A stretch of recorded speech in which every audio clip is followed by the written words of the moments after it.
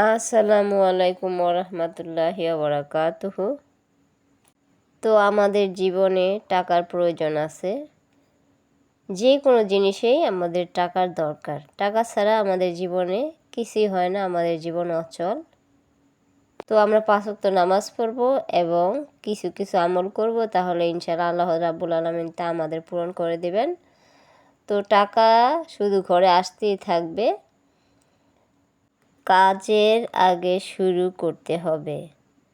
তো দোয়াটি হলো ওয়াকাফা বিল্লাহি ওয়াকিলা, ওয়াকাফা বিল্লাহি ওয়াকিলা, ওয়াকাফা বিল্লাহি ওয়াকিলা।